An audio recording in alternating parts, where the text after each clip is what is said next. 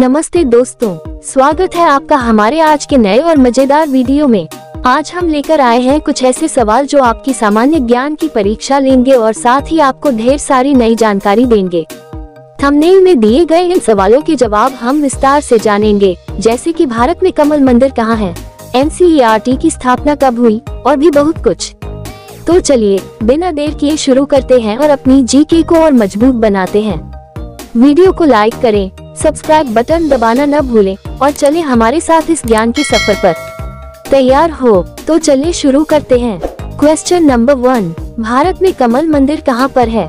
जवाब, कमल मंदिर, जिसे आधिकारिक तौर पर बहाई उपासना मंदिर, बहाई हाउस ऑफ वर्शिप कहा जाता है, भारत की राजधानी नई दिल्ली में स्थित है।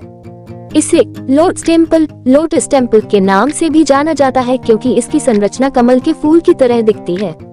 यह मंदिर बहाई धर्म के अनुयायियों का एक प्रमुख पूजा स्थल है, लेकिन ये सभी धर्मों के लोगों के लिए खुला है। लोटस टेम्पल का निर्माण 1986 में पूरा हुआ था और इसे वास्तुकार फरीबोर साहबा ने डिजाइन किया था। मंदिर की संरचना में 27 विशाल पंखुड़ियां हैं, जो संगमरमर से बनी है और 3 परतों में व्यवस्थित हैं। यह मंदिर न केवल अपनी अनूठी वास्तुकला के लिए प्रसिद्ध है, बल्कि शांति और ध्यान के लिए भी एक लोकप्रिय स्थान है। मंदिर के चारों ओर 26 एकड़ में फैला हुआ एक सुंदर बगीचा है, जो इसे और आकर्षक बनाता है। हर साल लाखों लोग, चाहे वे किसी भी धर्म के हों, इस मंदिर को देखने और यहाँ शांति का अनुभव करने आते हैं।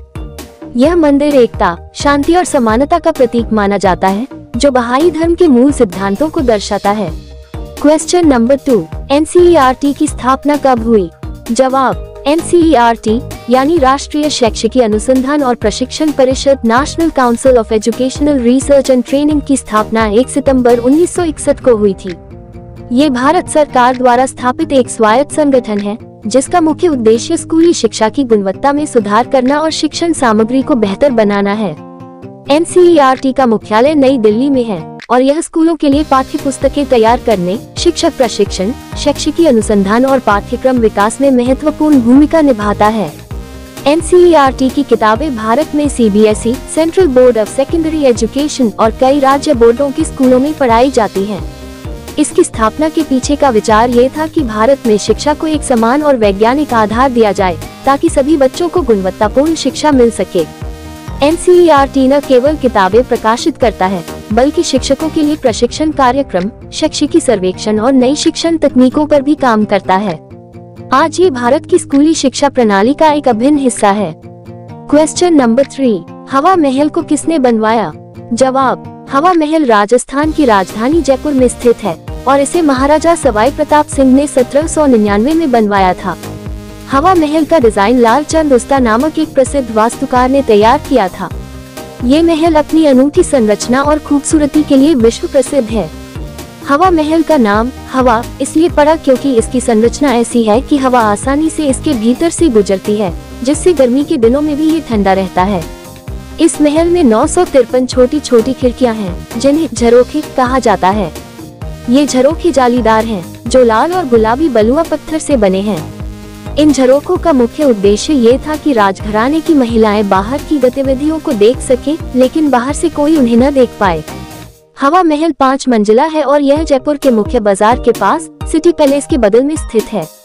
इसकी संरचना भगवान कृष्ण के मुकुट की तरह दिखती है, क्योंकि महाराजा सवाई प्रताप सिंह भगवान कृष्ण के भक्त थे। आज ये महल एक प्रमुख पर्यटक स्थल है और जयपुर की समृद्ध सांस्कृतिक धरोहर का प्रतीक है। क्वेश्चन नंबर 4, विटामिन की खोज किसने की? जवाब, विटामिन की खोज का श्रेय कैसिमिर फंक को दिया जाता है। कैसिमिर फंक एक पोलिश बायोकेमिस्ट थे, जिन्होंने 1912 में विटामिन शब्द को गढ़ा। उन्होंने ये शब्द लैटिन शब्द विटा, जिसका अर्थ है जीवन, और अमीन से मिलाकर बनाया, क्योंकि उन्हें लगा कि ये पदार्थ जीवन के लिए आवश्यक हैं और इनमें एमाइन समूह हो सकता है। हालांकि विटामिन की अवधारणा को समझने में कई वैज्ञानिकों का योगदान रहा है। सबसे पहले 18वीं और 19वीं सदी में ये देखा गया कि कुछ बीमारियां, जैसे स्कवी और बेरीबेरिक भोजन में कुछ तत्वों की कमी से होती हैं। उदाहरण के लिए 1747 में जेम्स लिंड ने साबित किया कि नींबू और संतरे खाने से स्कवी ठीक हो सकती है, जो बाद में विटामिन C की कमी से होने वाली बीमारी के रूप में पहचानी गई। लेकिन कैसिमिर फंट ने पहली बार यह सिद्धांत दिया कि जीवन के लिए आवश्यक तत्व विटामिन भोजन में मौजूद होते हैं और इनकी कमी से बीमारियां होती हैं। उन्होंने विशेष रूप से बेरीबेरी पर काम किया और पाया कि चावल की भूसी में एक पदार्थ जो बाद में विटामिन B1 या थायमिन कहलाया, इस बीमारी को रोक सकता है। इस तरह विटामिन की खोज ने पोषण विज्ञान में एक नई क्रांति ला दी। क्वेश्चन नंबर 5, विश्व की सबसे गहरी झील कौन सी है?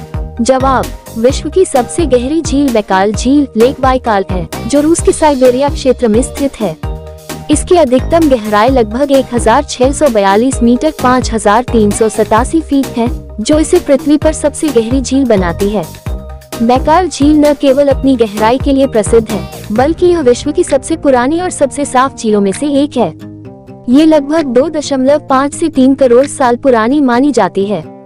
ये झील इतनी विशाल है कि इसमें पृथ्वी के कुल ताजे पानी का लगभग 20% हिस्सा मौजूद है।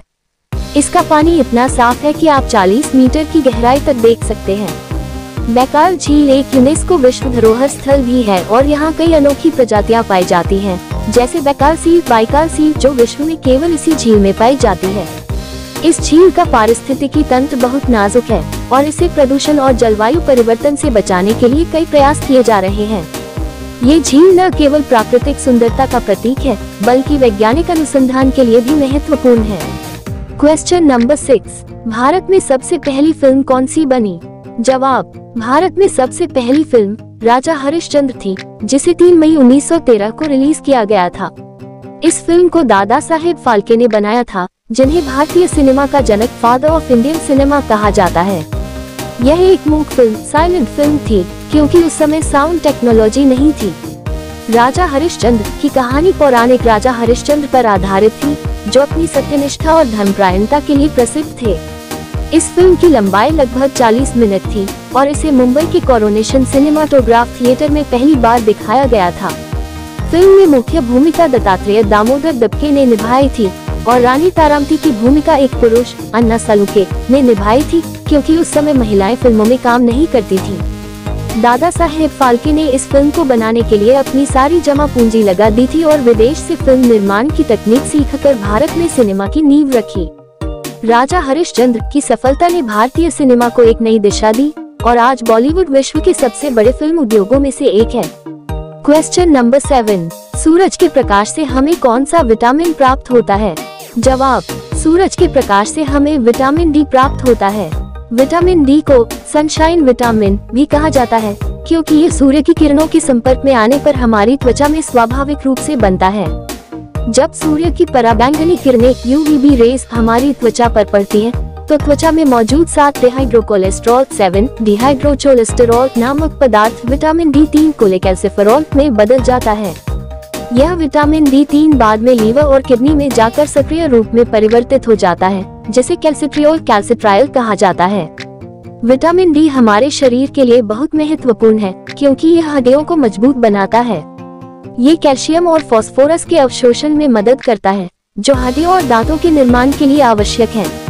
विटामिन डी की कमी से बच्चों में रिकेट्स, रिकेट्स और बड़ों में ऑस्टियोपोरोसिस जैसी बीमारियां हो सकती हैं। हालांकि सूरज की किरणों से विटामिन डी प्राप्त करने के लिए संतुलन जरूरी है। सुबह की हल्की धूप सुबह 7 से 10 बजे के बीच सबसे अच्छी मानी जाती है, क्योंकि इस समय UVB किरणें त्वचा के लिए सुरक्षित होती हैं। ज्यादा देर तक तेज धूप में रहने से त्वचा को नुकसान हो सकता है, जैसे सनबर्न या स्किन कैंसर का खतरा। इसके अलावा विटामिन डी कुछ खाद्य पदार्थों जैसे मछली, अंडे की जर्दी और डेयरी उत्पादों से भी प्राप्त किया जा सकता है। निष्कर्ष, ये सभी सवाल सामान्य ज्ञान के विभिन्न क्षेत्रों से संबंधित थे, जैसे इतिहास, भूगोल, विज्ञान और सांस्कृतिक धरोहर। मैंने हर सवाल का जवाब विस्तार से और रोचक तरीके से देने की कोशिश की है, ताकि आपको पूरी जानकारी मिल सके। अगर आपको किसी सवाल पर और गहराई से जानकारी चाहिए या कोई और सवाल पूछना है, तो जरूर बताएं।